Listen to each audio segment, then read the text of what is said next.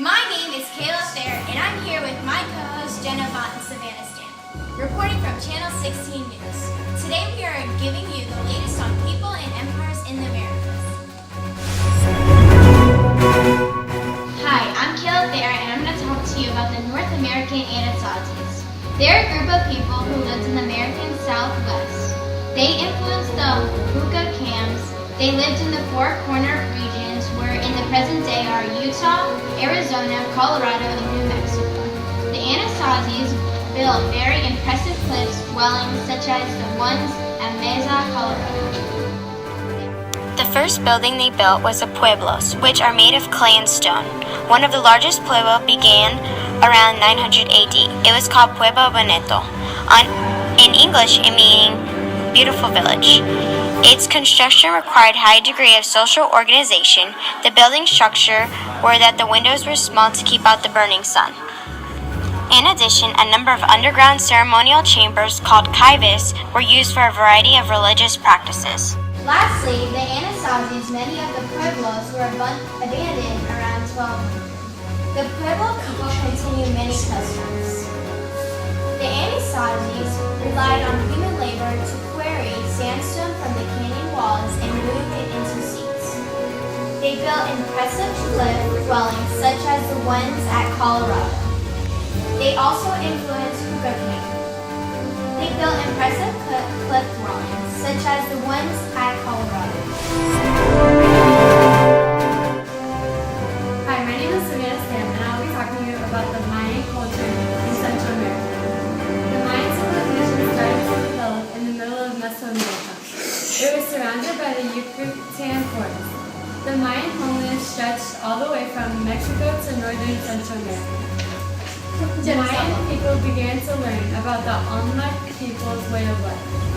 They also used local influences and cultures in their daily life. In AD 250, the Mayan civilization flourished. This was the start of the classic period of Mayan civilization. During this time, city-states were built. They were built by the Mayan civilization. The city-states were well formed during that time. They had a god, king, and many religious ceremonies. The Mayan people were very crafty and learned how to build things such as pyramids, temples, and stone carvings. They added design and texture to the critics with these artifacts. The Mayans were also very active. They played a game involving political and religious significance. They made a field for the game so that they could play it very often. Since there were so many different Mayan city-states, it was hard for the people of different cities to associate. They began to trade things like craft goods and local products with each other. Mesoamerica was a good growing place for things like maize, beans, and squash.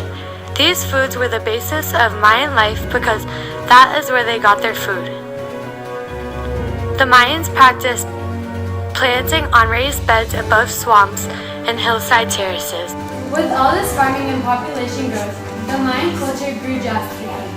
This growth created a more established culture. Soon the civilization developed social classes. They began with a king whose power was hereditary. Then they established a noble class. This class consisted of warriors and priests. It was the highest and most powerful class. Next came the merchants and artisans, who created a lot of the detail and structure in the civilization. The lower and most common class was the peasants. As the population grew, the people started to have different stands and opinions on things. These opinions quickly developed into a Mayan religion. They believed in many different gods. They also believed in good and evil gods. The Mayans were very dedicated to their religion. They not only would pray, but also sacrifice blood and cut themselves for the gods. Stop. They believed that the gods appreciated a lot of human sacrifice. Considering the Mayans had such a big population, there were many different kinds of people, talented in different ways. The mathematicians came together and created a calendar, which is one of their biggest remembered achievements. They also developed a writing system called glyphs, which consisted of hieroglyphics. Slowly in the 800s, The cities were being abandoned. No one knows exactly what happened, but some say that it had to do with population growth and over-farming, hurting the environment. Hi, my name is Jenna Vaught, and my topic today will be the Inca. Building their empire and cultural foundation, the Incan kingdom grew slowly until 1483, when a powerful and ambitious ruler by the name of proj took the throne. Under his leadership, the Inca gained control of Peru and proceeded into neighboring lands. By 1500, they ruled a 2,500-mile-long empire along the western coast of South America.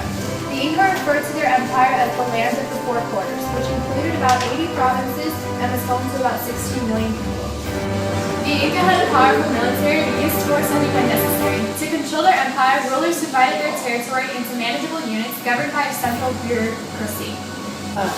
The Incan capital was Cusco, which was full of temples, plazas, and palaces. The Inca were masterful stonemen and engineers. The Inca had a really great road system that consisted of 14,000-mile-long networks of roads and bridges. Religion was important to them. Priests held sun worship. There were sacrifices and exchanging of goods. For the Inca, death was an important part of life. They worshipped spirits and believed in afterlife. Also, they had money bundles and gifts for the dead.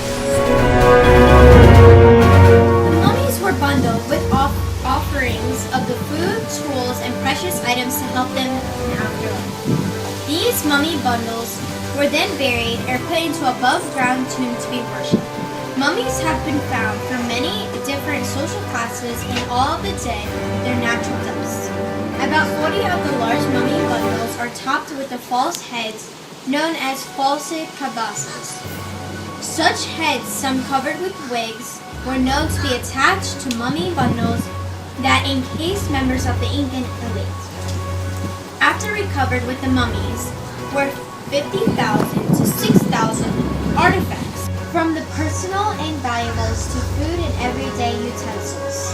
The items were formed part of the Incan funerals, perhaps interturnable with the dead to ease their existence in the afterlife. Mummies of the Incan rulers were among the holiest objects of the Incan religion.